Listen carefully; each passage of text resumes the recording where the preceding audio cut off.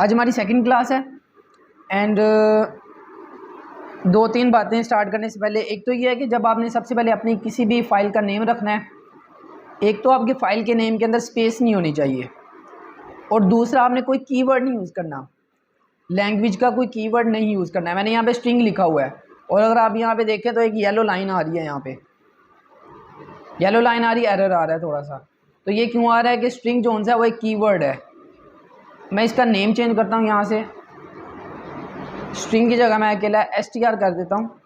तो अब देखें यहाँ से वो लाइन ख़त्म हो चुकी है।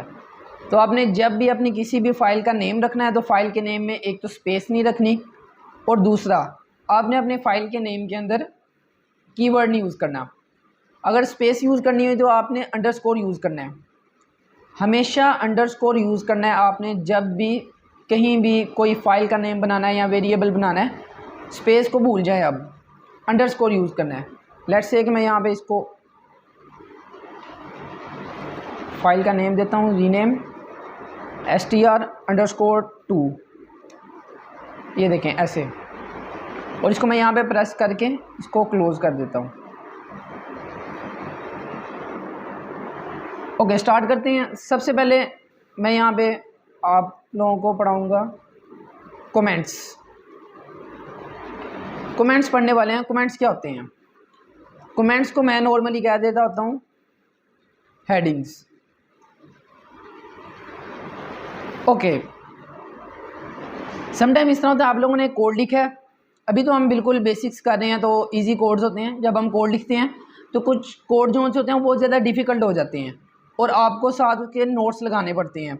जैसे एक बुक है, बुक के ऊपर आल्दो के सारा लिखा होता है, लेकिन फिर भी आप समटाइम एक स्टिकी नोट होता है जो कि अपनी बुक पे उस जो पेज होता है ना, डिफ़िकल्ट पेज होता है, उस पेज के ऊपर आप एक स्टिकी नोट लगा देते हैं और उसके ऊपर अपनी वर्डिंग के अंदर ना उसको लिख देते हैं, मतलब क्या है, किसी भी लाइन का जो आपको नहीं समझ आ रही होती।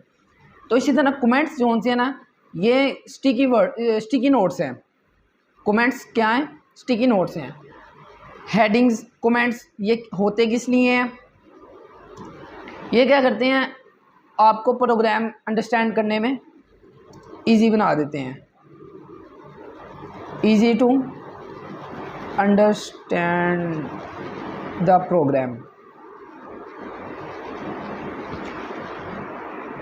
और पाइथन के अंदर हम कमेंट्स को बनाते किस तरह है कि आप किसी भी लाइन के स्टार्ट के अंदर ये हैश लिख देंगे तो वो कमेंट हो जाएगा। अब जो आपका VS कोड है, आपका कंपाइलर है या आपका जो इंटरप्रेटर है, वो इस लाइन को रीड ही नहीं करेगा, वो इसको कुछ भी नहीं करेगा, उसके लिए ये एग्जिस्ट नहीं करती। अगर आप C++ करेंगे तो उसके लिए डबल स्लैश यूज़ होता है C++ में। अब ये जो मैंने दो लाइन्स लिखी है ना, इसको VS कोड जो सा वो रीड ही नहीं करेगा, उसके लिए ये दो लाइनें एग्जिस्ट नहीं करती, ठीक है।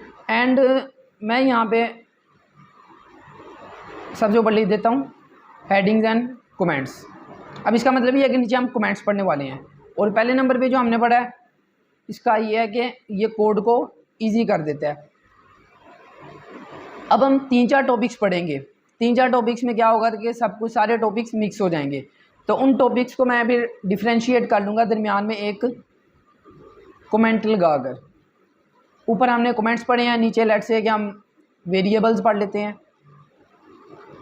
तो अगर कोई थर्ड पर्सन है वो आगे मेरा कोड देखता है तो उसको पता चल जाएगा कि ये जो इतना पोर्शन है उसके अंदर हमने कमेंट्स को डील किया है, कमेंट्स पढ़े हैं, कमेंट्स के बारे में लिखा हुआ है। एंड और वेरिएबल्स के नीचे वाला जो पोर्शन है उसके अंदर हमने वेरिएबल्स के बारे में बात की हुई है। तो इस तरह हमारा जो कोड होता है वो ईजी हो जाता है with the help of comments. Okay, इसके अलावा एक डॉक स्ट्रिंग्स होते हैं, ये ट्रिपल कोट्स। याद रहे कि अगर आपने ट्रिपल कोट्स प्रिंट के अंदर यूज़ किए हैं तो वो स्ट्रिंग है। अगर आप प्रिंट के बाहर नॉर्मली ट्रिपल कोट्स को यूज़ करते हैं तो ये कह लें कि मल्टी लाइन कमेंट्स होते हैं।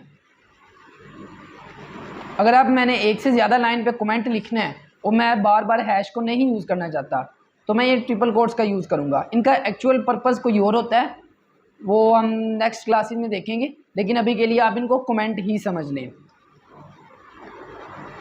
प्रोग्राम को ईजी बनाते हैं और कंपाइलर जो होता है जिसको बिल्कुल भी रीड नहीं करता उसके लिए ये नहीं एग्जिस्ट करता। दूसरे नंबर पे वेरिएबल्स का मैं अगेन थोड़ा सा बता देता हूँ। हमने कल भी वेरिएबल्स को बहुत डिटेल में डिस्कस किया था। अभी मैं आप लोगों को उसका कॉन्सेप्ट तो नहीं देने वाला, थोड़ा सा सिंटैक्स बताने वाला हूँ।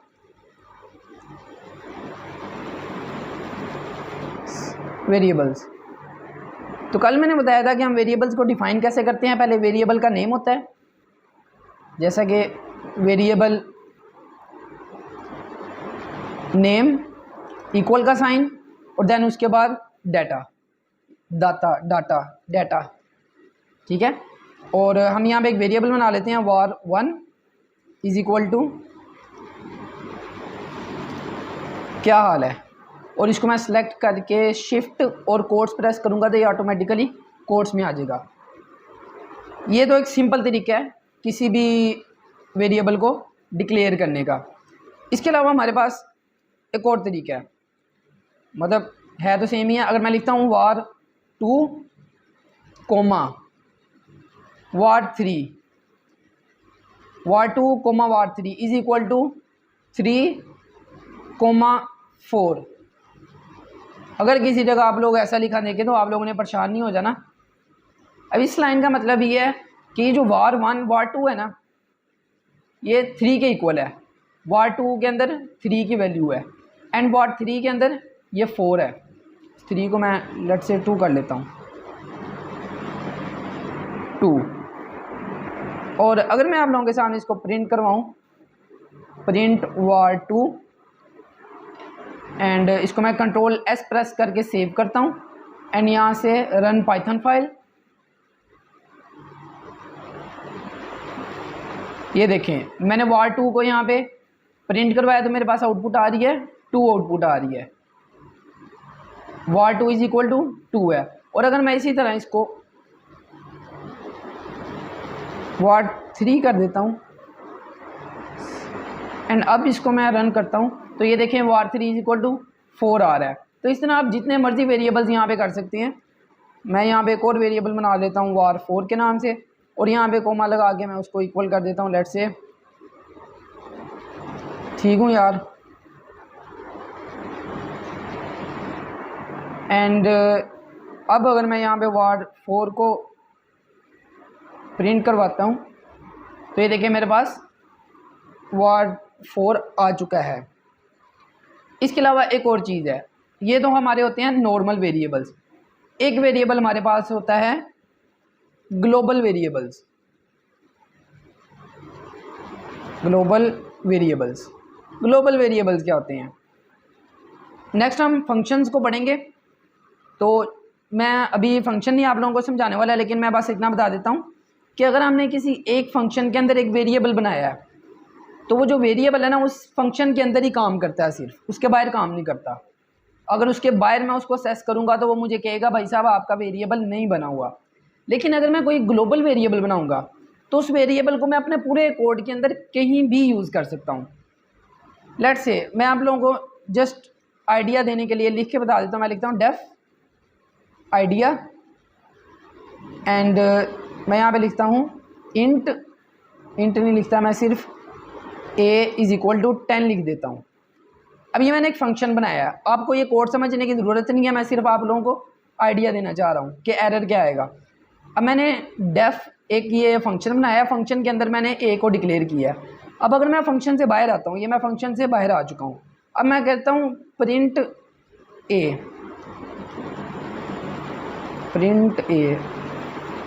लेट मी चेक कि मैंने पीछे a नाम का वेरिएबल तो नहीं बनाया कोई। नो। इसको मैं रन करता हूँ तो ये देखिए मेरे पास नीचे एरर आ चुका है, name a is not defined. आपने इसको डिफाइन नहीं, हालांकि मैंने a इज इक्वल टू 10 किया है लेकिन वो फंक्शन के अंदर है।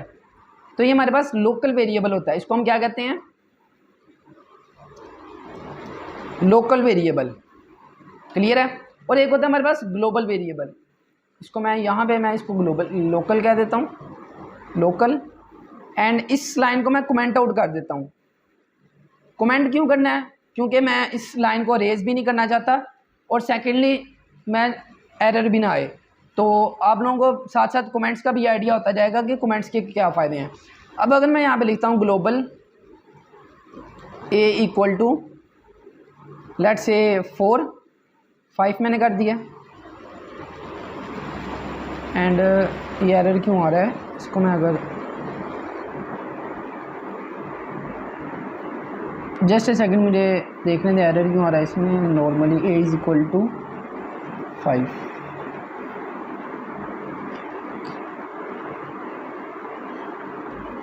ओके, ग्लोबल इसको मैं a कह देता हूँ। एंड नेक्स्ट लाइन पे हमने a को डिफाइन करना है फिर a इक्वल टू 10। अब अगर मैं यहाँ पे एक और फंक्शन बनाता हूँ, मैंने यहाँ पे इसको डिक्लेयर किया है, मैंने ग्लोबल a का मतलब है मैंने एक वेरिएबल बना दिया जो कि ग्लोबल है। अभी एक वेरिएबल बन चुका है, इसको मैं b कह देता हूँ। b ठीक रहेगा क्योंकि a हमने पहले यूज़ कर लिया। मैंने क्या किया, global b।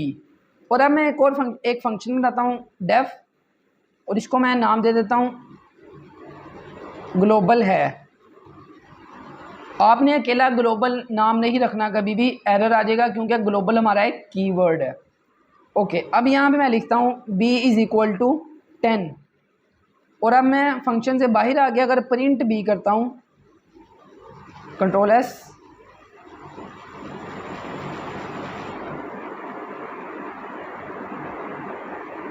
Name b is not defined. Why name b is not defined global, just give me a second, global b and b is equal to 10। इसको मैं अरेज कर देता हूँ and let's check it out. Control S, name b is not defined. Give me a second. Okay, इसको हम बाद में देखेंगे इसके अंदर एरर क्यों आ रहा है जबकि ये ग्लोबल वेरिएबल है। Variable is equal to, okay, इसको हम बाद में चेकआउट कर लेंगे, एरर्स आते रहते हैं। ओके, नेक्स्ट हम मूव ऑन करते हैं। ग्लोबल वेरिएबल को अभी के लिए हम छोड़ देते हैं। नेक्स्ट है हमारे पास ऑपरेटर्स।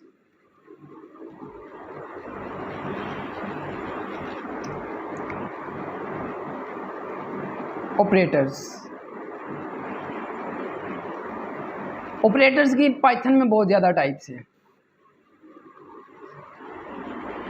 पाइथन में ऑपरेटर की बहुत ज़्यादा टाइप्स हैं। Let me just right few once.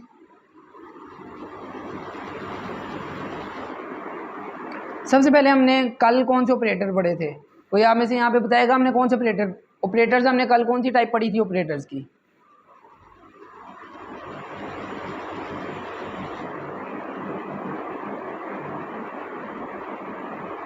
Conditional, कल हमने कंडीशनल ऑपरेटर पढ़े थे, अरिथमेटिक पढ़े थे, अरिथमेटिक,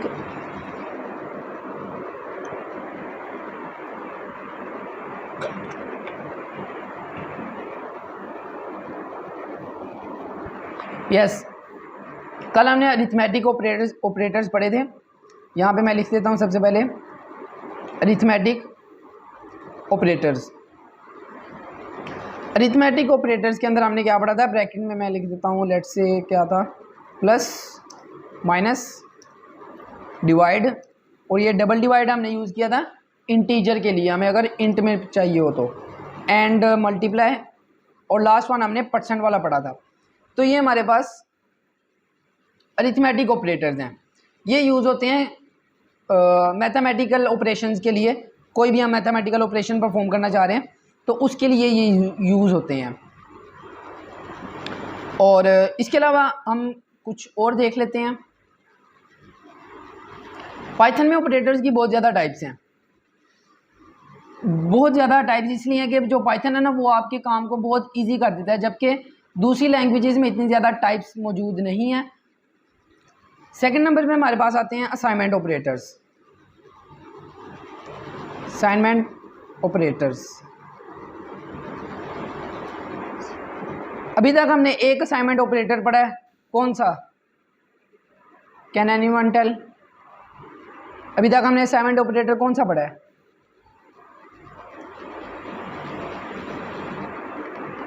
इक्वल। यस, अभी तक हमने जो असाइनमेंट ऑपरेटर पढ़ा है वो इक्वल पढ़ा है अभी तक। इक्वल, इसके अलावा होता है plus equal and minus equal,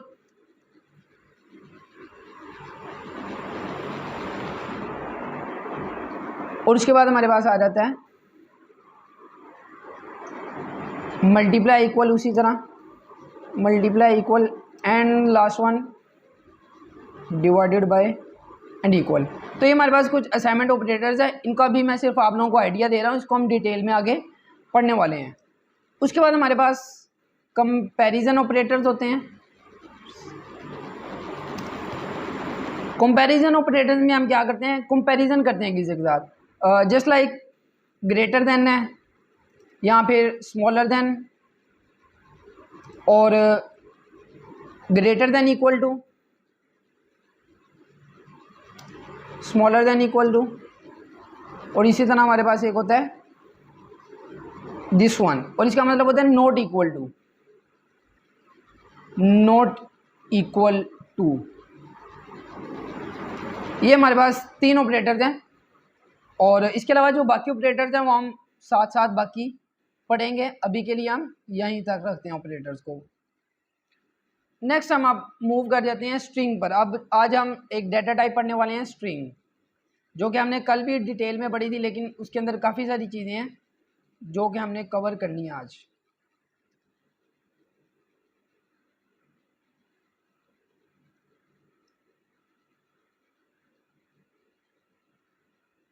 string कोई बताएगा किसे कहते हैं, स्ट्रिंग किसे कहते हैं?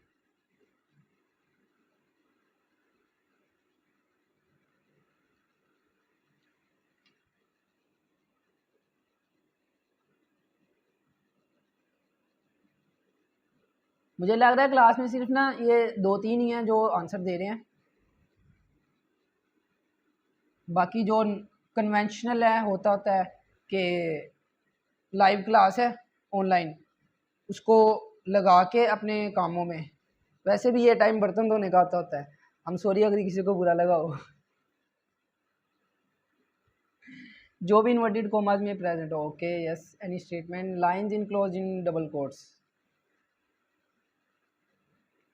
यस। ये स्ट्रिंग में बहुत ज़्यादा डिटेल में पढ़ाने लगा हूँ। उसकी वजह क्या है? उसकी वजह यह है कि यहाँ पे नॉर्मली ज़्यादातर स्टूडेंट्स बायोइन्फॉर्मेटिक्स के हैं, और बायोइन्फॉर्मेटिक्स के अंदर सबसे ज़्यादा सीक्वेंस को हमने डील करना है, ATGC, और ATGC क्या है? स्ट्रिंग है। तो इसलिए ये बहुत ज़्यादा इंपॉर्टेंट टॉपिक है, और हम स्टार्ट करते हैं। सबसे पहले तो हमारे पास स्ट्रिंग होता क्या है, ये तो सबसे पहले तो एक हमारे पास एक डाटा टाइप है, data type in Python, and next one है हमारे पास sequence of characters enclosed in quotes, sequence of characters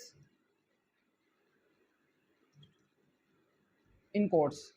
ये कैरेक्टर का सीक्वेंस है, कोई भी सीक्वेंस जो कि डबल कोट्स के अंदर होता है, और इसको डिफाइन करने के 3 तरीके हैं। नंबर 1 है सिंगल कोट का, अगर मैं यूज़ कर रहा हूँ, and second one double quotes, and the last one मैं ये ट्रिपल कोट्स का यूज़ करता हूँ, 1 2 3 4 5 एंड 6, ये यस 3 तरीके। मैं ये 3 तरीके हैं आपके पास कोट्स को करने के। सबसे पहले मैं सिंपल कल वाला रिपीट कर रहा हूँ हल्का सा, A is equal to quotes लगाते हैं, ये स्ट्रिंग है, ठीक है, एंड B इक्वल मैं कर लेता हूँ, लेट से इसको मैं ट्रिपल कोट्स के अंदर लिखता हूँ, ये भी स्ट्रिंग है। वैसे बाय द वे ये स्ट्रिंग है, R आना है दरम्यान में, and C is equal to, ये क्या है? ये कोका कोला है।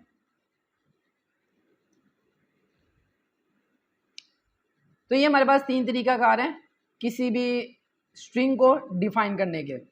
एक तो ये है कि हम उनको वेरिएबल्स में स्टोर कर लेते हैं, दूसरा हम इनको डायरेक्ट यूज़ कर सकते हैं, जस्ट लाइक प्रिंट के अंदर मैं लिख देता हूँ डबल कोट्स के अंदर,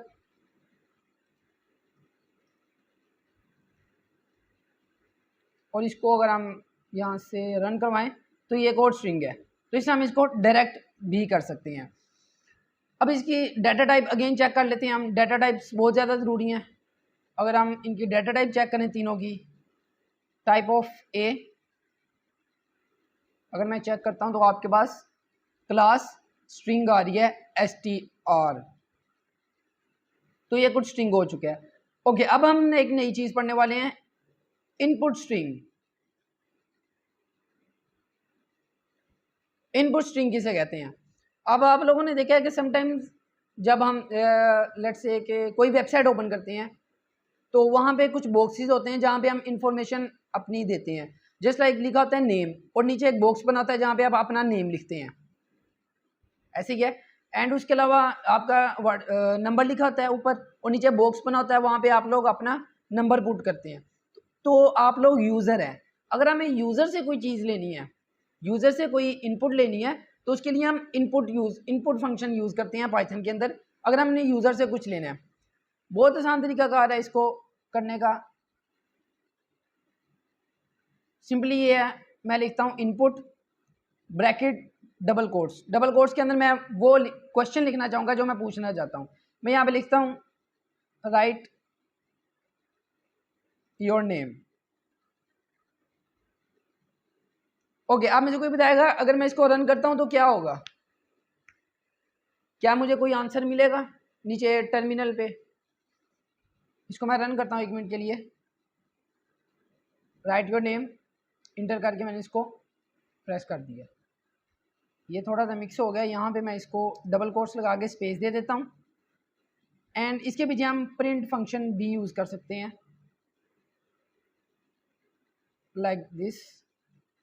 एंड अब देखें, राइट योर नेम, नेम मैं लिख देता हूँ ऐसे। तो जब हमने यूज़र से कोई इनपुट लेनी होती है, हम चाहते हैं कि यूज़र उसके अंदर कोई चीज़ पुट करे, तो वो हम इनपुट फंक्शन के लिए इनपुट फंक्शन को यूज़ करते हुए हम यूज़ करते हैं। एंड यहाँ पे 2 चीज़ें मैं और बताना चाहूँगा। एक तो यह है कि हमने यहाँ पे डायरेक्ट प्रिंट फंक्शन का यूज़ किया। सेकंड, हम इसको वेरिएबल में के अंदर भी स्टोर कर सकते हैं, storing input in a variable. And मैं यहाँ पे लिखता हूँ नाम is equal to input, and bracket के अंदर मैं लिखता हूँ नाम हमने पहले लिख लिया है, एंड नाम की जगह कोई और चीज़ क्या कह सकते हैं, इंस्टीट्यूट लेट्स से,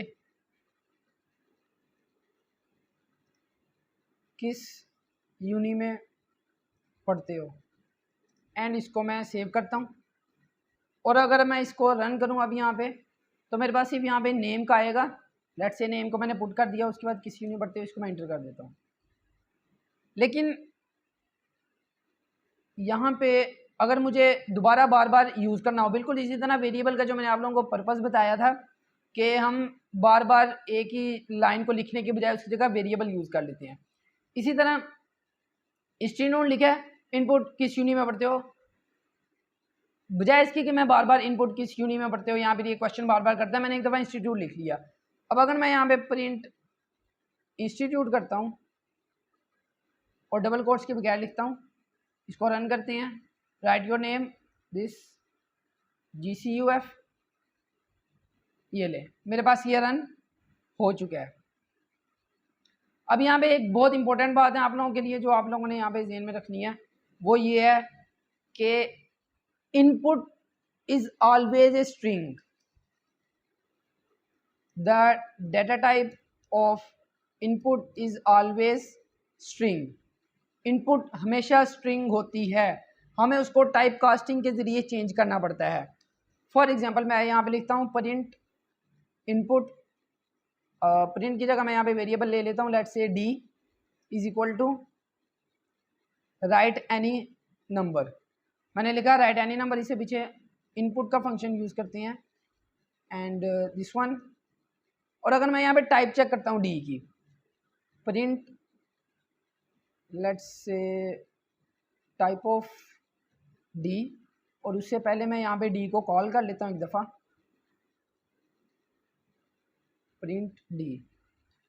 और ये जो हमारा ऊपर है इसको मैं कमेंट आउट कर देता हूँ ताकि हमें सिर्फ एक ही आउटपुट शो हो। अरे भाई साहब ये क्या कर रहे हो, this one and this one also. D is equal to, yes, एक मिनट, इसको मैं नीचे लेता हूँ इस प्रिंट को।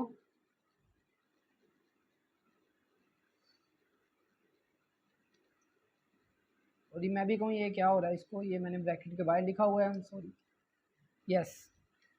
अब इसको मैं रन करता हूँ एंड यहाँ पे मैंने राइट एनी नंबर, मैं यहाँ पे लिखता हूँ 34। डी के अंदर अब 34 जा चुका है और डी की डेटा टाइप इंट होनी चाहिए, लेकिन हमारे पास डी की डेटा टाइप स्ट्रिंग आ रही है। तो याद रखिएगा, हमने जब भी यूज़र से कोई वैल्यू ले रहे हैं तो वो हमेशा स्ट्रिंग होगा, हमें उसको चेंज करना पड़ेगा। लेट्स से मैं a इज इक्वल टू 10 कह देता हूँ एंड मैं d को अगर a के साथ प्रिंट करवाऊँ, प्रिंट a प्लस डी, और इसको मैं रन करूँ, अगर d की वैल्यू मैंने दे दिया 3 और मेरे पास यहाँ पे एरर आ चुका है जो कि कल भी आ रहा था, इंट और स्ट्रिंग जो से आपस के अंदर प्लस नहीं हो सकते। तो मुझे पहले क्या करना पड़ेगा, d is equal to int d, save करता हूँ इसको एंड अब इसको रन करके देखते हैं। लेट्स से 34 और मेरे पास यहाँ पे 44 आंसर आ चुका है। और अगर मैं यहाँ पे डेटा टाइप जोन सी है वो चेंज करने के बाद पुट करता हूँ, चेंज करने के बाद मैं यहाँ पे इसकी डेटा टाइप चेक करता हूँ, तो ये देखें मेरे पास जस्ट ए सेकंड 34 एंड पहले मेरे पास क्लास आ रही है स्ट्रिंग एंड दूसरे नंबर पे मेरे पास क्लास आ रही है इंटीजर की। तो इस तरह से हम टाइप कास्टिंग भी करते हैं। और इनपुट स्ट्रिंग हमेशा इनपुट जो सा होता है उसकी डेटा टाइप हमेशा स्ट्रिंग होती है।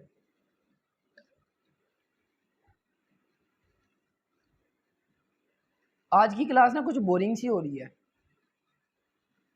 कोई बात नहीं, नेक्स्ट मूव करते हैं।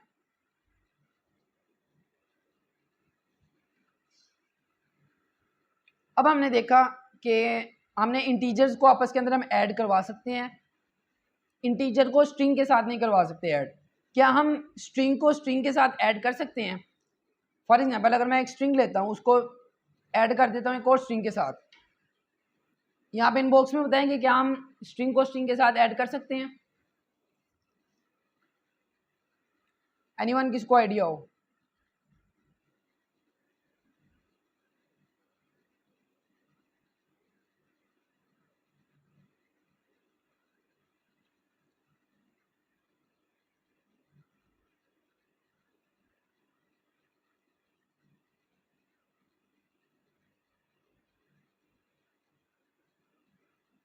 कॉन्कैट कर दो।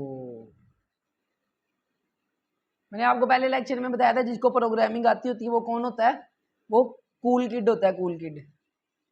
यहाँ पे अनस हमारी क्लास का कूल किड है, इसको आती है प्रोग्रामिंग। ओके, हम बजाय इसके कि हम आपस में लड़ें, हम चेक कर लेते हैं। एक वेरिएबल बना देते हैं नाम का एंड मैं यहाँ पे लिखता हूँ मेरा नाम जो भी है एंड यहाँ पे मैं लिखता हूँ ग्रीटिंग्स इज इक्वल टू सलाम साहब। एंड अगर मैं यहाँ पे एक और बना लूँ वेरिएबल, लेट से उसको हम नाम दे देते हैं, ए का नाम दे देते हैं, अभी कोई नाम देने में नहीं आ रहा है मेरे, नाम plus greetings print A. Let's try this one. ओ ये क्या हुआ, इसने तो मुझे कोई एरर नहीं दिया। जस्ट ए सेकेंड, इसको मैं अगेन रन करता हूँ तो मेरे पास यहाँ पे आ चुका है मेरा नाम जो भी है सलाम साहब। इसका मतलब ये हुआ कि हम स्ट्रिंग को आपस के अंदर ऐड कर सकते हैं। ऐड का मतलब यहाँ पे क्लियर कर दूं मैं थोड़ा सा, ऐड का मतलब होता है कॉन्कैट करना। स्ट्रिंग की ज़ुबान के अंदर अगर हम कहेंगे ना स्ट्रिंग को ऐड करना, उसका मतलब होता है कॉन्कैट करना, कॉन्कैटिनेट, जोड़ना, एक दूसरे के साथ जोड़ देना। तो जब भी हम प्लस का साइन यूज़ करेंगे देखिए तो वो उसको एक दूसरे के साथ जोड़ देगा। मैं यहाँ पे लिख देता हूँ एडिंग और कॉन्कैटिनेटिंग द स्ट्रिंग्स। यहाँ मैं आप लोगों को एक और डिफरेंस बताना चाहता हूँ, बड़े मज़े का डिफरेंस है। अगर मैं यहाँ पे लिखता हूँ प्रिंट, ए को मैं 1 मिनट के लिए रिमूव कर देता हूँ और मैं यहाँ पे लिखता हूँ प्रिंट नाम कोमा ग्रीटिंग्स, इसको मैं रन करता हूँ। अब मुझे कोई बताएगा दोनों में डिफरेंस क्या है? पहले मैंने प्लस किया और अब मैंने कोमा यूज़ किया, दोनों में डिफरेंस क्या आया? जल्दी से बता दें, 20 मिनट्स रह गए अभी हमारा टॉपिक कवर करने वाले हैं, बहुत इंपॉर्टेंट है इसके बाद वाला टॉपिक। डिफरेंस क्या आया है? स्पेसिंग आएगी। Anyone else?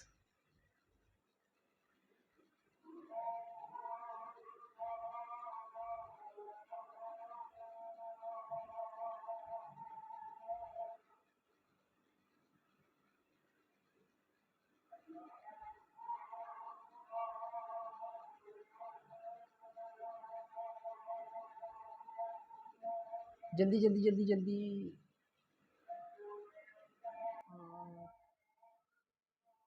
और अजान भी हो रही है मेरे यहाँ, शायद आप लोगों को आवाज़ आ रही हो अजान की। जस्ट 1 मिनट हम वेट कर लेते हैं।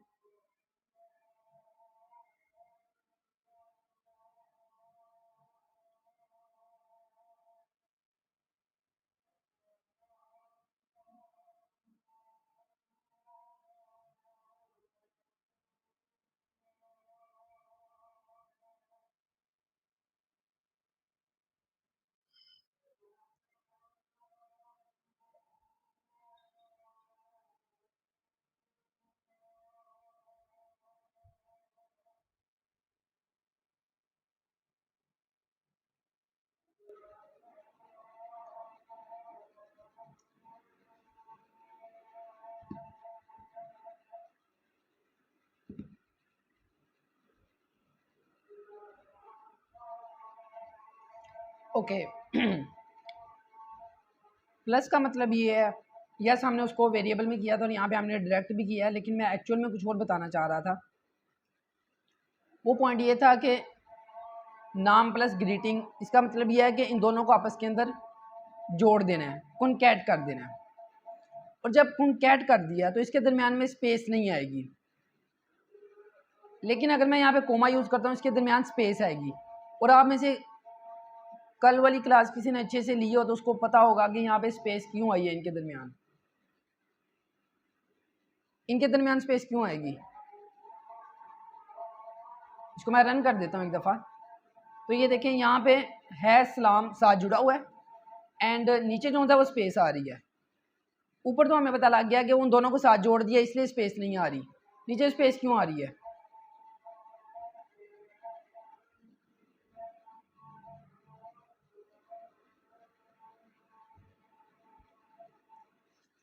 आई थिंक किसी को याद नहीं है। कल मैंने आप लोगों को सेपरेटर पढ़ाया था, सेपरेटर आप लोगों को याद हो, और मैंने बताया था सेपरेटर की डिफ़ॉल्ट वैल्यू स्पेस होती है। अब याद आ गया होगा सबको। Sep is equal to space, separator की डिफ़ॉल्ट वैल्यू स्पेस होती है। और अगर इसी स्पेस की जगह मैं कोमा लगा देता हूँ तो अब आप देखिएगा ये सलाम से पहले ना स्पेस की जगह कोमा आ जाएगा। ये देखें जादू हो गया, अब यहाँ पे स्पेस खत्म हो गया, कोमा आ गया। तो सेपरेटर जो उनसे ये हम दोबारा आगे यूज़ करेंगे तो आपको इसका एक्चुअल यूज़ बाद में और भी आइडिया हो जाएगा। ओके हमारा ये वाला टॉपिक भी थोड़ा सा कवर हो चुका है, कॉन्कैट करने वाला। टाइप कास्टिंग भी हमने कर ली है, कॉन्कैटिनेशन भी कर ली है, and the last one, just give me a second.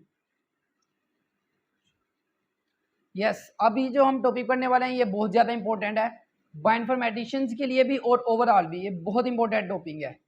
इसका मतलब है स्लाइसिंग, मतलब नहीं है सॉरी, इसका नाम स्लाइसिंग है।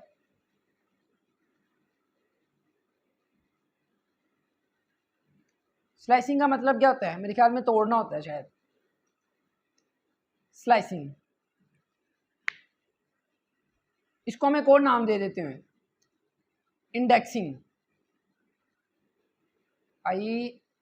इंडेक्सिंग। इंडेक्स किसे कहते हैं, कोई आप मुझे बताएगा?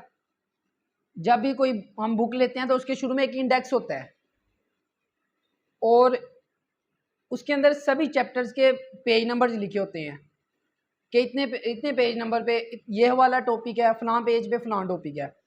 तो इसी तरह हम जब भी कोई वेरिएबल बनाते हैं, हम जब भी कोई स्ट्रिंग बनाते हैं, या फिर हम लिस्ट भी आगे पढ़ेंगे, जब भी हम कोई ऐसे का वेरिएबल बनाते हैं तो उसकी हम इंडेक्सिंग भी कर सकते हैं।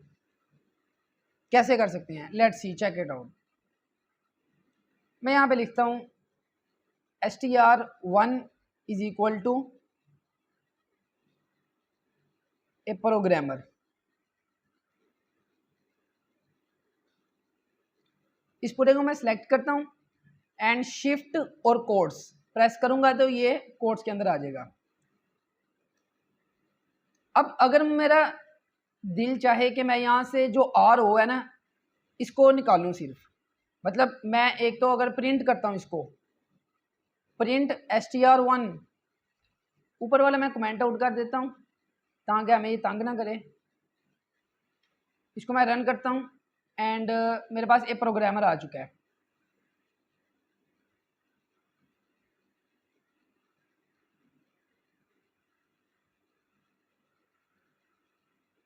ओके,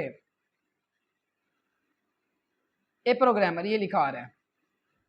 लेट्स से कि मुझे ए प्रोग्रामर कंप्लीट नहीं चाहिए, मुझे अकेला प्रोग्रामर चाहिए। इस स्ट्रिंग में से अकेला प्रोग्रामर चाहिए, या फिर मुझे अकेला GR चाहिए या PR या O, एनीथिंग, इसमें से कोई एक वर्ड चाहिए। तो मुझे इसकी इंडेक्सिंग करनी पड़ेगी, स्लाइसिंग करनी पड़ेगी, ठीक है। एंड एक इंपॉर्टेंट कॉन्सेप्ट, नया कॉन्सेप्ट आप लोगों के लिए अगेन, वो ये है कि जब भी हम कोई वेरिएबल बनाते हैं तो प्रोग्राम जो हमारा पाइथन है, यहाँ पे जो हमारा इंटरप्रेटर या कंपाइलर जो भी है, वो क्या करता है, इसको इंडेक्सिंग कर देता है। इसकी इंडेक्सिंग कैसे करता है? जैसे हम बुक्स, जैसे हम चैप्टर्स को पेजेस के नंबर दे देते हैं ना, इसी तरह वो इनको भी नंबर दे देता है। नंबर कैसे देता है? a इज इक्वल टू 0, उसने a को 0 कह दिया और a के बाद ये स्पेस आ रही है आगे, स्पेस को उसने 1 कह दिया, p को वो 2 कह देता है, r को 3, और इसी तरह एंड तक वो लास्ट वाले r तक जाएगा। o को उसने 3 कह देना है एंड लास्ट वाले r तक जाएगा वो। अगर हम इसको टोटल गिने तो कितने बनते हैं? 1 3 4 5 6 7 8 9 10 11 12, ये टोटल 12 लेटर्स हैं और इसकी इंडेक्सिंग जोन सी है वो 11 तक जाएगी। क्यों? क्योंकि ये 0 से स्टार्ट होती है। दुनिया जहान की कोई लैंग्वेज है उसकी इंडेक्सिंग हमेशा 0 से स्टार्ट होगी, हमेशा 0 से स्टार्ट होगी, इस बात को आपने नहीं भूलना। दुनिया में अगर आपके हाथ है ना, आप अगर गिनना शुरू करें उंगलियां, 1 2 3 4 5, 5 उंगलियां, लेकिन अगर आप पहली उंगली को 0 कंसिडर कर लें तो मेरे ख्याल में ऋतिक रोशन दुनिया का वाही शख्स होगा जिसके पास फिर भी 5 उंगलियां होंगी। अदरवाइज हमारी सबकी 4 उंगलियां अगर हम 0 से गिनती स्टार्ट करें। तो इसी तरह जितनी भी प्रोग्रामिंग लैंग्वेजेस हैं वो 0 से स्टार्ट करती हैं। अब इंडेक्सिंग करनी किस तरह है? इंडेक्सिंग के लिए हमारे पास ये ब्रैकेट यूज होती है, स्क्वायर ब्रैकेट इसको हम कहते हैं, स्क्वायर ब्रैकेट। मैंने यहाँ पे लिखा स्ट्रिंग प्रिंट स्ट्रिंग 1 एंड इसको मैंने कर दिया प्रिंट, ये प्रोग्रामर आ चुका है प्रोग्रामर, एंड इसको अगर मैं करता हूँ प्रिंट ब्रैकेट में str1, अगेन मैं यहाँ पे स्क्वायर ब्रैकेट के अंदर मैं लिखता हूँ 0, इसको रन करते हैं। ये देखें मैंने 0 किया तो मेरे पास आउटपुट क्या आ रही है? a आ रही है आउटपुट। इसको इसी को हम कहते हैं स्लाइसिंग, इंडेक्सिंग। और मैं यहाँ पे आप लोगों को आइडिया देता हूँ कि ये बायोइन्फॉर्मेटिशियंस के लिए इंपॉर्टेंट क्यों है। एक DNA sequence, complete DNA sequence में से आपको सब सीक्वेंसेस चाहिए होते हैं। मतलब एक कंप्लीट सीक्वेंस है, उसमें से मुझे प्रोमोटर चाहिए या फिर मुझे ख़ास सीक्वेंस चाहिए, तो मुझे उसमें से निकालने के लिए इंडेक्सिंग करनी पड़ेगी। ऐसे ही है, अगर एक ख़ास न्यूक्लियोटाइड मुझे उसमें से पिक करना है, मतलब मैं चाहता हूँ कि जी 540 नंबर पर मेरे पास कौन सा न्यूक्लियोटाइड है, अगर मैं पता करना चाहता हूँ तो मैं क्या करूँगा, इंडेक्सिंग का यूज़ करूँगा। तो इस तरह इंडेक्सिंग जोन से वो ओवरऑल बहुत ज़्यादा इंपॉर्टेंट है। मैंने ज़ीरो किया तो मेरे पास यहाँ पे ए आ चुका है, और अगर इसको मैं यहाँ पे ज़ीरो की बजाय 2 कर देता हूँ तो अब मेरे पास क्या प्रिंट होगा यहाँ पे, जल्दी से बताएं ज़रा। मैंने यहाँ पे 2 लिखा है तो मेरे पास क्या प्रिंट होगा इधर, लेकिन पी तो यहाँ पे 3rd नंबर पे आ रहा है, A1 है, पहला लेटर ए है, दूसरे नंबर पे स्पेस है, 3rd पे पी है। इंडेक्सिंग हमारी 0 से स्टार्ट होती है और हमारे पास पी ही प्रिंट होगा। इसको मैं अगर रन करूं, दिस वन, मेरे पास यहाँ पे प्रिंट पी हो रहा है।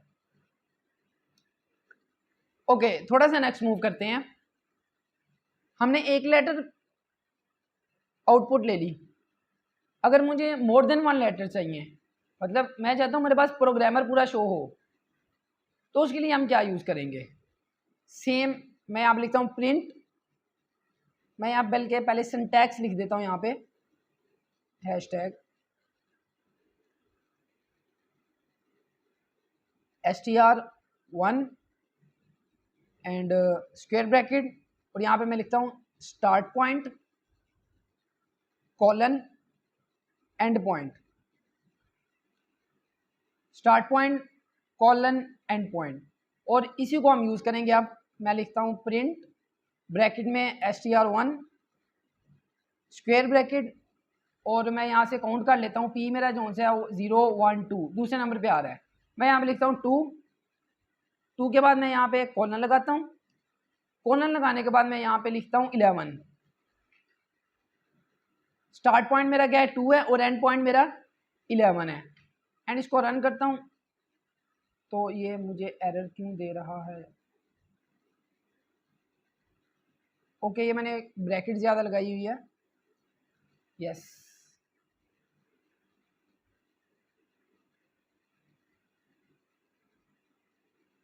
इज नॉट str, कोई नहीं, छोटे मोटे एरर्स आते रहते हैं। मैंने str1 लिखना था, str लिखा हुआ था।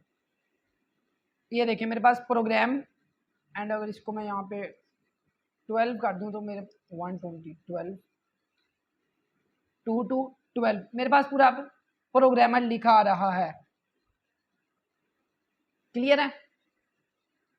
तो ये हमारे पास होता है अगर हमें एक सीक्वेंस चाहिए होता है, मतलब एक स्टार्ट पॉइंट से एंड पॉइंट तक अगर हमें चाहिए होगा।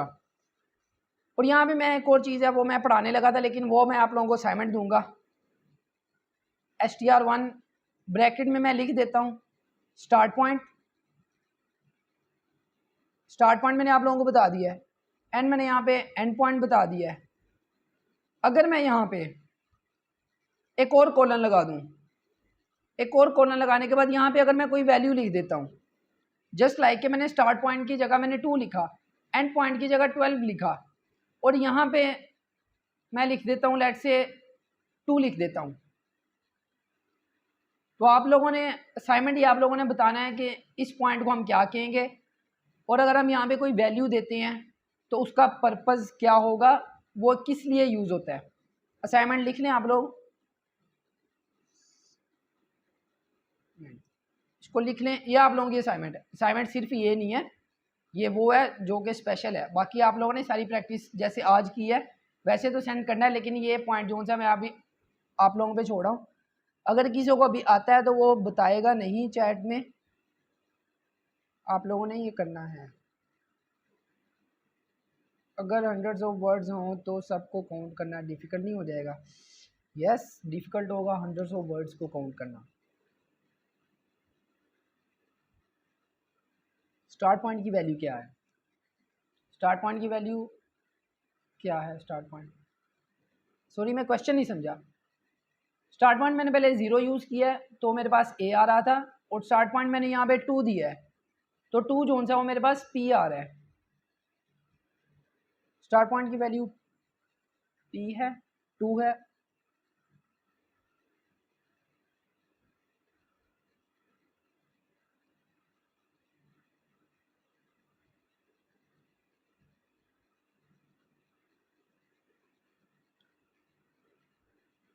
असाइनमेंट में स्टार्ट पॉइंट की वैल्यू क्या लगेगी, वो आप कुछ भी लगा सकते हैं, आप स्टार्ट पॉइंट में कोई भी वैल्यू लगा दें, आपकी मर्जी है, आप कोई भी क्या नाम है, ज़रूरी तो नहीं आपने प्रोग्रामर ही लिखना है, अब यहाँ पे जो मर्जी लिख दें, कुछ भी लिख दें, और उसके बाद स्टार्ट पॉइंट भी अपनी मर्जी से यूज़ करें, एंड पॉइंट भी अपनी मर्जी से लिखें। लेकिन आपकी जो मेन असाइनमेंट है वो मतलब मकसद ये है कि आप लोगों ने ये बताना है कि अगर यहाँ पे हम कॉलन लगा के थर्ड वैल्यू देते हैं तो उसका पर्पज़ क्या है, उसका मतलब क्या है। आई होप कि मैं आपका क्वेश्चन समझ सका हूँ और उसका जवाब दे दिया है। थोड़ा सा नेक्स्ट मूव करते हैं, अगर आपका नहीं क्लियर हुआ तो आप दोबारा पूछ सकते हैं। str1 एंड ओके, ये जो आपने पूछा है कि हंड्रेड्स ऑफ वर्ड्स होंगे, इसका भी मैं आपको बताता हूँ। वो हमारे पास मेथड्स आ जाते हैं स्ट्रिंग के मेथड्स। ओके, एक दफ़ा रिपीट कर दें। रिपीट मैंने ये आपने पूछा है कि असाइनमेंट में स्टार्ट पॉइंट की वैल्यू क्या लगेगी। आप लोग जब असाइनमेंट बनाएंगे तो स्टार्ट पॉइंट की वैल्यू आप कुछ भी दे सकते हैं अपनी मर्जी से, जहाँ से आप स्टार्ट करना चाहते हैं, और एंड पॉइंट भी आप अपनी मर्जी से देंगे। आई थिंक मुझे तो यही समझ आया है। स्लाइसिंग दोबारा रिपीट कर दें। ओके, ज़ीरो स्लाइसिंग जो है, जब भी इंडेक्स जो है हमेशा ज़ीरो से स्टार्ट होता है। अगर आप कुछ भी यूज़ कर रहे हैं, अभी तो हमने सिर्फ स्ट्रिंग पढ़ा है, नेक्स्ट हम लिस्ट भी पढ़ेंगे, तो इंडेक्स जो है हमेशा ज़ीरो से स्टार्ट होता है, और ज़ीरो का मतलब ये है फर्स्ट लेटर, 1 का मतलब है सेकंड लेटर। और इसको हम स्लाइसिंग करते कैसे हैं, हम नेम लिखते हैं, str1 की जगह मैं यहाँ पे लिख देता हूँ name of the variable. Variable का नेम लिखते हैं, उसके बाद हम स्क्वायर ब्रैकेट लगाते हैं। स्क्वायर ब्रैकेट के अंदर हम अपनी वैल्यू इंडेक्स नंबर लिखते हैं। जो हम इंडेक्स नंबर लिखेंगे वो हमारा शो हो जाएगा। अगर हम मोर देन 1 वर्ड्स को शो करवाना चाहते हैं तो हम कॉलन का यूज़ करेंगे सेंटर में। कॉलन का यूज़ करके जो हमारी नेक्स्ट वैल्यू होगी वो किसके इक्वल होगी, वो हमारे एंड पॉइंट के इक्वल होगी। स्टार्ट पॉइंट पहली value, start point second value, and point, और थर्ड वैल्यू आप लोगों ने मुझे बताना है, मुझे नहीं आता, मुझे नहीं पता क्या है थर्ड वैल्यू, आप लोगों ने बताना है। अच्छा, अगर मैं यहाँ पे करता हूँ कॉलन लगा देता हूँ, एंड मैं यहाँ पे लिख देता हूँ 3, और कॉलन के बाद मैं खाली छोड़ देता हूँ, तो पाइथन क्या करेगा, इसको कंसीडर करेगा 12 से मतलब इसको एंड तक कंसीडर कर लेगा। जितनी भी लेंथ है ना स्ट्रिंग की, जितनी भी है उस सारी को ये प्रिंट करवा देगा। अब ये थर्ड से स्टार्ट करेगा, थर्ड हमारे पास यहाँ पे 0 1 2 एंड 3, 8 से स्टार्ट करेगा और लास्ट 8 तक ये प्रिंट कर देगा। चेक इट आउट, ये देखिए इसने लास्ट तक प्रिंट कर दिया है। अगर मैं खाली छोड़ देता हूँ तो इसका मतलब ये है कि वो स्ट्रिंग की लास्ट पॉइंट तक ले जाता है। अगर मैं खाली छोड़ देता हूँ, लेट्स से कि अगर मैं यहाँ पे लिख देता हूँ a programmer also a hacker, let's say ARR, इसको मैं हैकर मैं जी कर देता हूँ क्योंकि वो पहले भी आ रहा था, इसको हम ऐसे ही रहने देते हैं। अब मैंने क्या किया, 3 कॉलन और मैंने स्पेस खाली छोड़ दी है, और इसको मैं अगर रन करता हूँ तो ये देखिए इसने मेरा कंप्लीट प्रिंट कर दिया आल्सो हैकर लास्ट तक। इसी तरह अगर इसको मैं यहाँ से खाली छोड़ देता हूँ और इधर मैं कोई वैल्यू दे देता हूँ, लेट्स से 7, और इस 3 को मैं रेज कर देता हूँ, ये देखें अब उसने क्या किया, 7 से पीछे पीछे सबको प्रिंट कर दिया। इसको मैं अगर 12 कर दूं, मेरे पास ए प्रोग्रामर शो हो जाएगा। ये देखिए मेरे पास लास्ट क्या था, मैंने 12 एंड पॉइंट दे दिया, उसको स्टार्ट पॉइंट नहीं मैंने दिया, तो स्टार्ट पॉइंट वो क्या कंसीडर करेगा, 0 को, जो फर्स्ट है।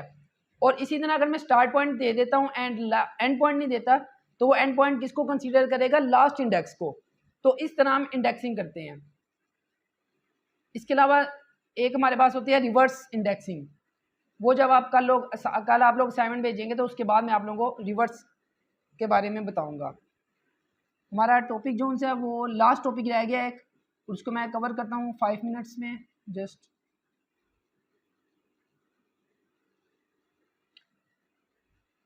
एक चीज़ लास्ट जो रह गई है वो हमारे पास है नेगेटिव इंडेक्सिंग -1।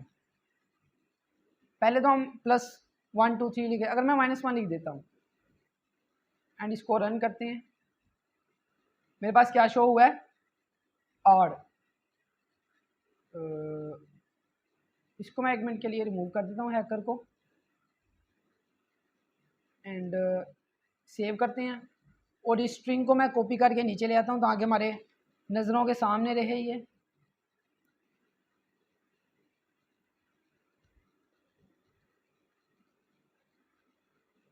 ओके लेट्स, अब मैंने क्या किया, -1 लिख दिया। -1 का मतलब है लास्ट लेटर। अब ये एरर इसलिए आ रहा है कि मैंने स्ट्रिंग को नीचे ले आया हूँ और ऊपर मैंने स्ट्रिंग को प्रिंट करवाया हुआ है। अब एरर नहीं आएगा। मेरे पास यहाँ पे आर प्रिंट हो रहा है -1 में अगर लिखा है, और इसी को अगर मैं -2 कर देता हूँ तो मेरे पास ई हो रहा है शो। ई क्या है, प्रोग्रामर लास्ट से एक पीछे। इसको याद करने के दो तरीके हैं, कई तरीके हैं लेकिन दो ज़रा आसान है। एक तो यह है कि -1 को आप कंसीडर कर लें लास्ट वैल्यू, -1 लास्ट वैल्यू और -2 सेकंड लास्ट, -3 थर्ड लास्ट। ये एक तो तरीका ये है इसको याद करने का। सेकंड तरीका ये है कि आप इसको करें लेंथ ऑफ स्ट्रिंग, जो हमारे पास स्ट्रिंग की लेंथ होगी, -2। ये जो मैंने पीछे 2 लिखा हुआ, अगर ये -3 होगा तो मैं यहाँ पे इसको -3 कर लूँगा। इसको बाहर लिखेंगे एक्चुअली -3, ठीक है। इसको रन करके देख लेते हैं। मैं यहाँ पे लिखता हूँ प्रिंट लेंथ ऑफ str1। इसको रन करता हूँ तो मेरे पास यहाँ पे 12 बार है, और ये वाली लाइन को मैं नीचे ले आता हूँ एंड 12 - 3 कितना होता है, मेरे ख्याल में 9 होता है कि नहीं होता। और str1 स्क्वायर में अगर मैं यहाँ पे 9 लिख देता हूँ और इसको रन करवाते हैं अगर, तो मेरे पास ये देखिए दोनों m शो हो रहे हैं, -3 और 9। मेरे पास दोनों का जो आंसर आ रहा है वो m आ रहा है। तो -3 का क्या मतलब है, लेंथ ऑफ स्ट्रिंग, हमारी जो स्ट्रिंग की लेंथ है माइनस जो हमने वैल्यू दी हुई है वो है। नॉर्मली हम पॉजिटिव ही यूज़ करते हैं। 9HR है, 9HR है, नहीं वो मैंने रिमूव कर दिया है हैकर, सिर्फ प्रोग्रामर आ रहा है। मैंने प्रोग्रामर लिखा हुआ है, आपने अगर कंप्लीट लिखा हुआ है अभी तक तो आपके पास HR आएगा। मैंने हैकर को रिमूव कर दिया, सिर्फ प्रोग्रामर लिखा हुआ है, इसलिए मेरे पास M आ रहा है।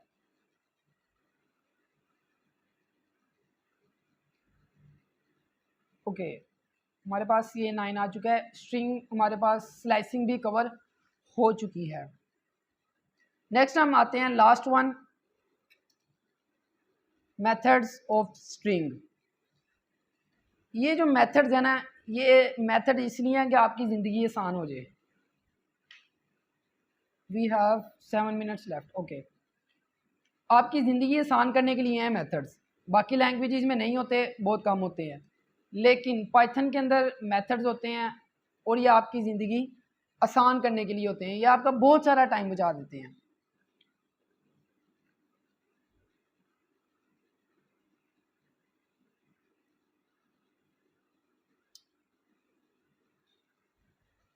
मैं यहाँ पे एक स्ट्रिंग बना लेता हूँ, हम इसी को यूज़ कर लेते हैं,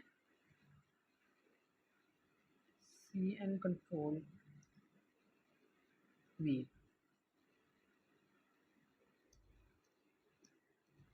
इसको मैंने ओवरराइट कर लिया आल्सो हैकर। अब अगर मैं काउंट करना चाहता हूँ कि मेरे पास ये कितने लेटर्स हैं टोटल, फॉर एग्जांपल आपके पास एक DNA सीक्वेंस है और आप पता करना चाहते हैं कि उस सीक्वेंस की लेंथ कितनी है, गिनने बैठ जाएंगे? नहीं, कोई भी नहीं गिनेगा बैठ के। पाकिस्तानी हम, वैसे भी इतना मेहनती काम कौन करे। तो मैं यहाँ पे लिखता हूँ प्रिंट ब्रैकेट में हमारे पास एक फंक्शन है लेंथ, फंक्शन है हमारे पास एक लेंथ, और इस लेंथ लिखा है एंड मैं लिखता हूँ str1, इसको 1 की जगह हम str अकेला कर लेते हैं और इसको मैं रन करता हूँ। ऊपर वाली आउटपुट्स को हम कमेंट कर लेते हैं ताकि हमारा टर्मिनल क्लियर हो। ये देखें मेरे पास यहाँ पे इसकी लेंथ आ चुकी है 26। इसको मैं थोड़ा सा मॉडिफाई करता हूँ, यहाँ पे मैं लिख देता हूँ double quotes the length of our string is. मैंने आप लोगों को बताया था टाइपिंग सीख लें, आपको काम करने में मज़ा आएगा, अदरवाइज़ बहुत परेशानी होने वाली है। और यहाँ पे कोमा मैं लगा देता हूँ 1, इसको मैं रन करता हूँ तो अब मेरे पास आ रहा है the length of our string is 26 मेरे पास लेंथ आ रही है। ओके, हमारे पास एक और मेथड है, मैं यहाँ पे लिखता हूँ print and str dot upper control S. एक हमारे पास ये मेथड है डॉट अपर का, इसको मैं रन करता हूँ तो ये देखिए इसने क्या किया है, मेरे जितने भी वर्ड थे उन सबको उसने कैपिटल लेटर्स में लिख दिया है, अपर लेटर्स में लिख दिया है। अगर मैं यहाँ पे लेट से इसको P को कैपिटल कर देता हूँ, A को भी ऊपर कैपिटल कर देता हूँ, और यहाँ पे मैं एक और लिखता हूँ str डॉट लोअर। और यहाँ पे एक और चीज़, आपने जब भी डॉट लोअर या डॉट अपर या कुछ भी यूज़ करना है उसके साथ ब्रैकेट ज़रूर लगानी है। ब्रैकेट नहीं लगाएंगे तो एरर आएगा और आप कहेंगे मैंने लिखा ठीक है, पाइथन को फैसलाबाद में आके गर्मी लग गई है। ये देखें मैंने एक्चुअल स्ट्रिंग के अंदर ए जोन सा था कैपिटल था, P कैपिटल था, ये वाला A भी कैपिटल था, लेकिन डॉट लोअर करने से क्या हुआ, उसने A को स्मॉल कर दिया, P को स्मॉल कर दिया, A को अगेन स्मॉल कर दिया। ओके, नेक्स्ट हमारे पास एक होता है टाइटल का, print str1 dot title. Title क्या करता है, टाइटल की क्या खसूसियत होती है कि आपका जो भी फर्स्ट वर्ड होता है वो उसको कैपिटल कर देता है। इसको मैं रन करता हूँ तो मेरे पास ये देखें str1 की, इसको मैं str कर लेता हूँ, इसको मैं रन किया, ये देखें मेरे पास स्ट्रिंग जो था वेरिएबल उसका A स्मॉल था, लेकिन उसने क्या किया, उस A को कैपिटल कर दिया, उसके बाद P मेरे पास कैपिटल था, ये वाला A भी कैपिटल था आल्सो का, और उसके बाद ये वाला A स्मॉल था, उसने उस A को स्मॉल कर दिया एंड हैक करके H को भी उसने कैपिटल कर दिया, A को सॉरी कैपिटल कर दिया और H के हैक करके H को भी कैपिटल कर दिया। तो ये टाइटल क्रिएट कर देता है। तो ये छोटी छोटी चीज़ें हैं जो कि बहुत ज़्यादा हेल्प करती हैं। अगर मैंने एक स्ट्रिंग लिख दी है और मैं उसको वापस चेंज करने जाऊंगा तो ज़ाहिर बात है मुझे ढूंढ के उसको टाइम लगेगा। मैंने एक डॉट टाइटल यूज़ करूंगा तो मेरा सारा काम हो जाएगा।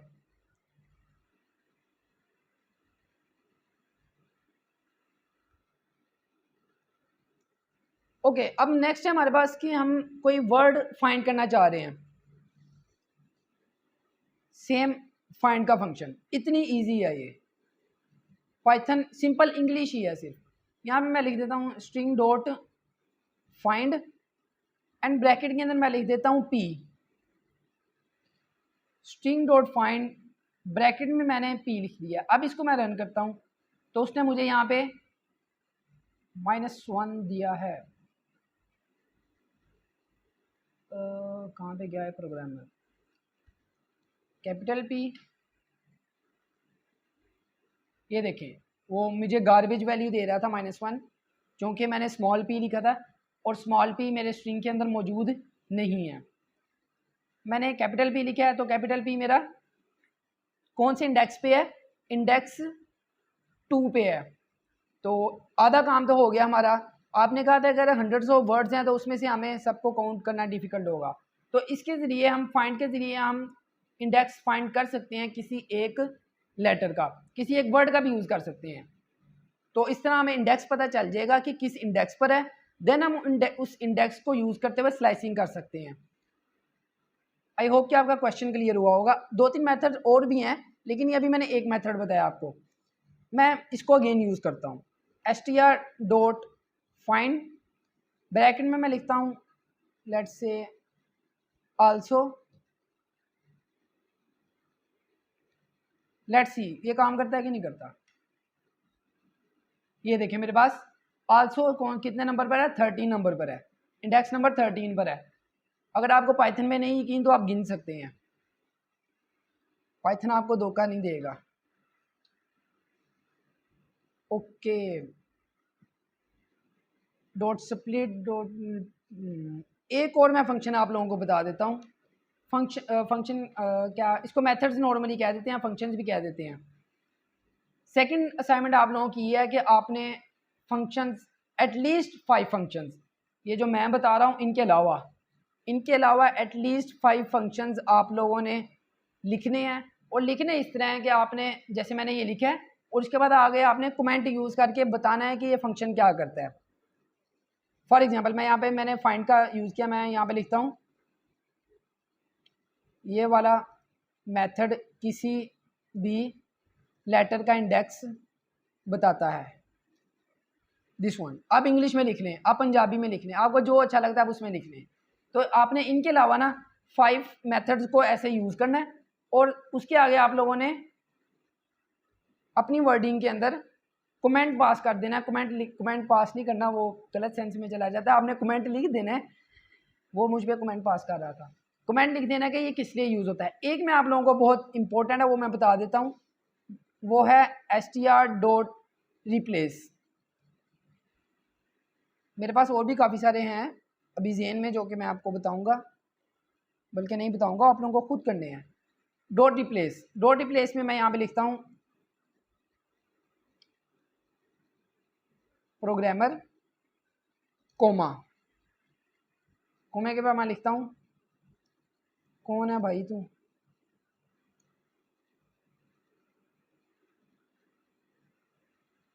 लेट्स सी ये काम करता है कि नहीं करता।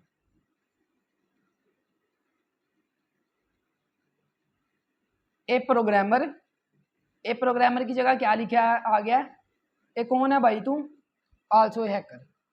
ठीक है, तो डॉट रिप्लेस जो उनसे है ना, वो आप किसी भी वर्ड को, किसी लेटर को रिप्लेस कर सकते हैं। ये तो मैंने एक कंप्लीट वर्ड को रिप्लेस किया है।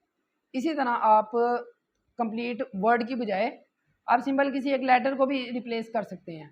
मैं प्रोग्रामर की जगह सिर्फ पी ले लेता हूँ एंड पी को मैं यहाँ पे डी के साथ रिप्लेस कर देता हूँ। तो मेरे पास ये देखें, ए प्रोग्रामर इज आल्सो हैकर।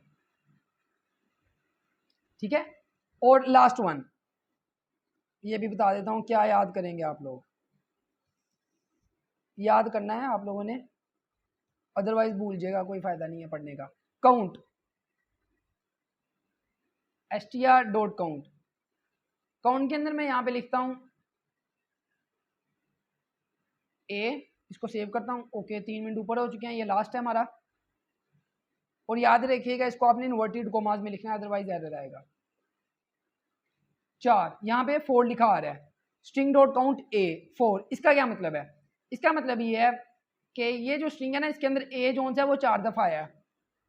चलो गिन लेते हैं एक दफ़ा। 1 2 2 किधर गया प्रोग्रामर, ये 2 है आल्सो का ए, एंड ये वाला ए हो गया 3rd, और ये हैकर का ए 4। तो ये 4 दफ़ा आ रहा है। अगर आपके पास एक न्यूक्लियोटाइड सीक्वेंस है, आप उसके अंदर देखना चाहते हैं कि आपके सीक्वेंस के अंदर एडिनिन कितनी दफ़ा आया है या थायामिन कितनी दफ़ा आया है, तो आप डॉट काउंट का यूज़ कर सकते हैं। ओके, आज के लिए इतना ही था। मैं जस्ट कमेंट्स यहाँ पे लिख देता हूँ। Convert all letters to capital letters, dot lower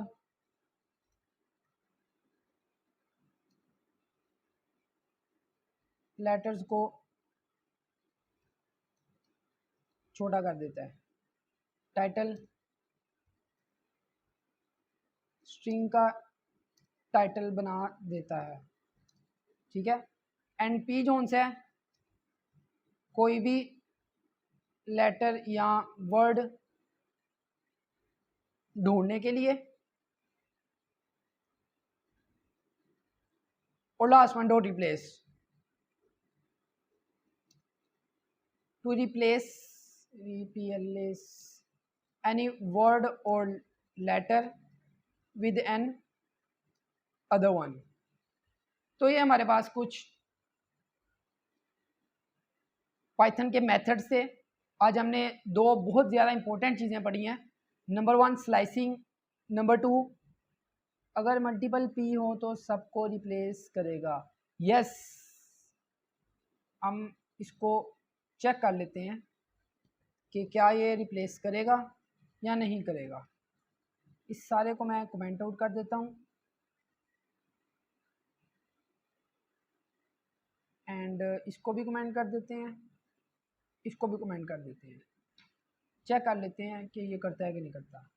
ये देखें, इसने सभी पी को रिप्लेस कर दिया है। ए डो ग्रामर पता नहीं क्या लिखा हुआ है, जो भी है इसको पढ़ लेना। तो ये सभी को रिप्लेस कर देगा। ओके, असाइनमेंट आपकी नेक्स्ट ये है कि आपने इन सबको कम से कम 5, बाकी जितने आपका दिल करता है, जितना टाइम है आपके पास, जितना आपको पढ़ने की चाहत है, चाहत फ़तेह अली खान, जितनी चाहत है आपको कह लें, ये आप लोगों की असाइनमेंट है। और उसके बाद आपने आगे एक कमेंट आगे लिख देना है जिसमें आपने बताना है कि ये फंक्शन करता क्या है। एंड यस, बस इतना ही था। आज हमने स्लाइसिंग पढ़ी है और हमने स्ट्रिंग के कुछ मेथड्स मैंने आप लोगों को बताए हैं। एक तो आपने ये सारा जो है ना ये खुद भी प्रैक्टिस करना है और उसके अलावा एक्स्ट्रा 2 चीज़ें आपने करनी है, वो मैंने आप लोगों को बता दी हैं। आज के लिए इतना ही था। ओके, लास्ट थिंग बस वो ये है कि स्ट्रिंग इम्यूटेबल होता है। स्ट्रिंग इम्यूटेबल होता है। इम्यूटेबल का मतलब है चेंज नहीं हो सकता। अगर मैंने यहाँ पे var1 लिखा है और इसके अंदर मैंने कोई वैल्यू दे दी है तो इसको मैं स्ट्रिंग को चेंज नहीं कर सकता। आवाज़ सही नहीं आ रही, क्या बाकियों को भी आवाज़ नहीं सही आ रही?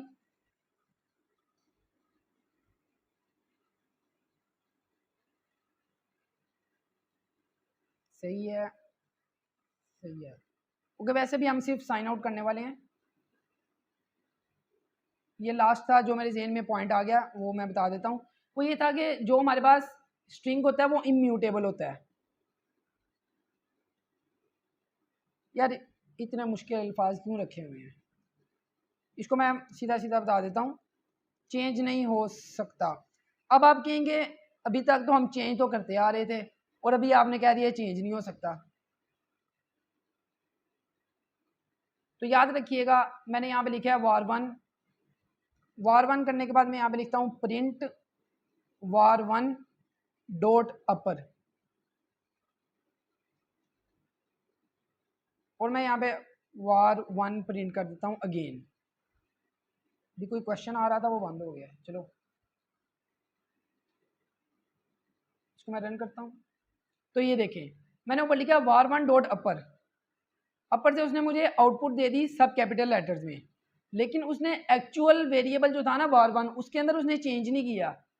एक्चुअल के अंदर उसने चेंज नहीं किया, उसने मुझे इसकी आउटपुट दे दी लेकिन एक्चुअल के अंदर उसने चेंज नहीं किया। ये देखें, उसने अगर मैंने दोबारा var1 को प्रिंट करवाया तो उसने मुझे एक्चुअल var1 दिया जो कि मैंने पीछे लिखा हुआ था। तो इसका मतलब है वेरिएबल कह रहा हूँ सॉरी, स्ट्रिंग जो है इम्यूटेबल होते हैं, हम उसको चेंज नहीं कर सकते। हमने उसको चेंज करके उसने मुझे एक अलग से आउटपुट दी है, लेकिन एक्चुअल के अंदर उसने चेंज नहीं किया। अगर हमें चेंज करना पड़ेगा तो हमें एक न्यू वेरिएबल बनाना पड़ेगा। मतलब मैं यहाँ पे लिखता हूँ var2 is equal to var1 dot upper, and last पर अगर मैं var1 की जगह var2 को करता हूँ तो अब देखें मेरे पास यहाँ पे कैपिटल लेटर्स में आ रहा है सारा, और यहाँ पे एक पंगा लेते हैं, इसको मैं var1 कर देता हूँ। अब भी ये यहाँ पे चेंज हो जाएगा।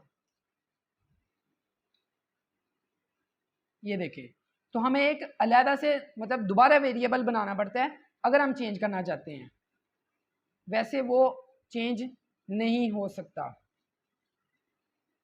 Let me just signing out. Okay, आज के लिए इतना ही था। आई होप अगर किसी का कोई क्वेश्चन है तो वो पूछ ले। यार क्वेश्चन पूछा करो, आप लोग क्वेश्चन नहीं पूछते। ये सिर्फ 2 स्टूडेंट्स हैं, एक स्टूडेंट खास है जो क्वेश्चन पूछते हैं, मुझे बड़े अच्छे लगते हैं। क्वेश्चन पूछा करें, क्योंकि कई दफ़ा समटाइम्स ऐसे होता है चीज़ मुझे नहीं आती होती, क्योंकि मैंने सब चीज़ें तो थोड़ी ना पढ़ी हुई हैं। प्रोग्रामिंग मतलब कोई भी कंप्लीट तो नहीं ना किसी को आती होगी। कोई क्वेश्चन मुझसे पूछेंगे, मुझे ना आता हुआ, मैं देखूंगा, मुझे पता लग जाएगा अच्छा ये इसका आंसर है, तो नेक्स्ट डे मैं आप लोगों को बताऊंगा तो मुझे भी याद हो जाएगा। तो वैसे हमारा आज के लिए इतना ही था। आपने ये 2 जोन से हमारे असाइनमेंट्स ये करनी है, और उसके अलावा आपने ये सब जोन है इसको कर लेना। सर प्रिंट आल्सो वाला एक्सप्लेन कर देंगे। प्रिंट आल्सो, प्रिंट आल्सो कौन सा?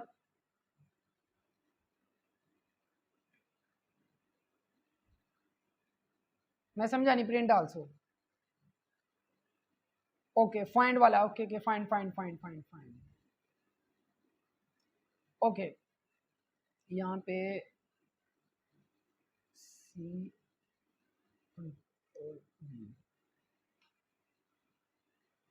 फाइंड क्या करता है हमारे स्ट्रिंग में? अगर हम कोई भी फाइंड करना चाहते हैं, कोई वर्ड, कोई लेटर, कोई वर्ड फाइंड करना चाहते हैं या कोई लेटर फाइंड करना चाहते हैं, हम चाहते हैं कि हमें पता चले कि एक स्पेशल वर्ड है वो मेरे स्ट्रिंग के अंदर किस इंडेक्स पर आ रहा है, तो हम उसको फाइंड कर सकते हैं फाइंड के हेल्प से। ये मुझे आउटपुट क्या देगा, मैंने यहाँ पे लिखा है ये वाला मेथड किसी भी लेटर को किसी भी लेटर का इंडेक्स बताता है। यहाँ पे मैं लिखता हूँ हैशटैग आउटपुट। आउटपुट में यहाँ पे लिखता हूँ आउटपुट इन इंडेक्स, और अगर मैं इसको रन करूँ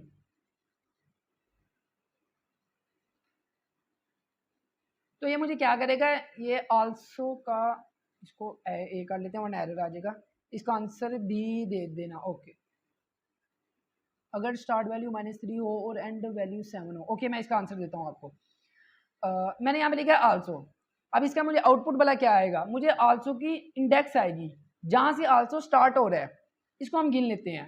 ए जोन से 0 पर है, 1 2 3 4 5 6 7 8 9 10 11 12 एंड ए मेरे पास किस नंबर पर है, 13 पर। ओके, अब मैंने फाइंड करना है आल्सो। अब इसको मैं यहाँ पे रन करता हूँ तो मेरे पास ये देखिए नीचे आउटपुट में आ रहा है 13।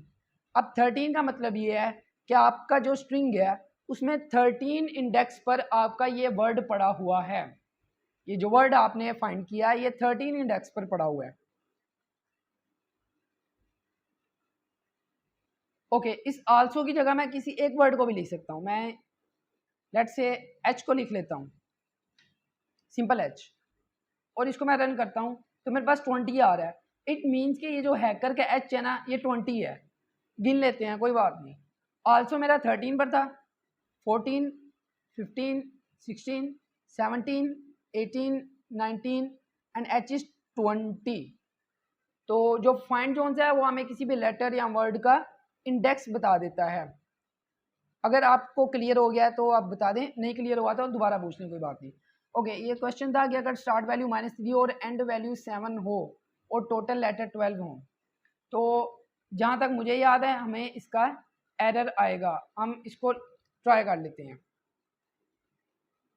str is equal to grammar, and मैं यहाँ पे करता हूँ प्रिंट str डॉट नहीं, सॉरी हम इंडेक्सिंग कर रहे थे। इंडेक्सिंग में आपने कहा है कि लेट से -3 अगर हमारे पास है कॉलन और 7, इसका यहाँ तो एरर आएगा, यहाँ में गार्बेज वैल्यू आएगी। ऊपर हमने कुछ शो करवाया हुआ है,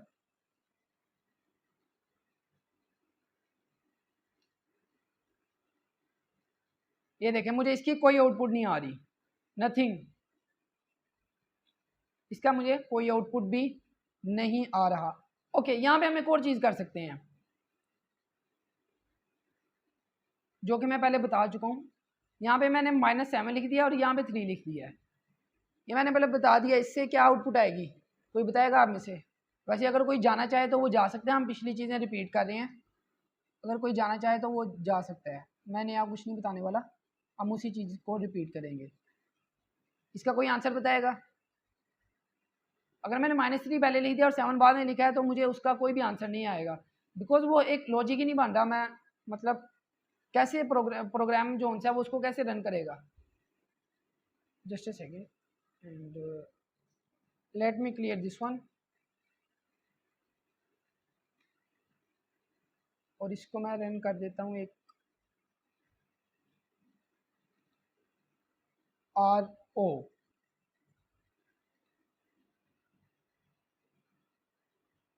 अब इसने क्या किया, मैंने आपको बताया था -7 क्या है, लेंथ ऑफ स्ट्रिंग -7। इसकी रिकॉर्डिंग अपलोड होगी, यस इसकी मैं रिकॉर्डिंग अपलोड कर दूंगा।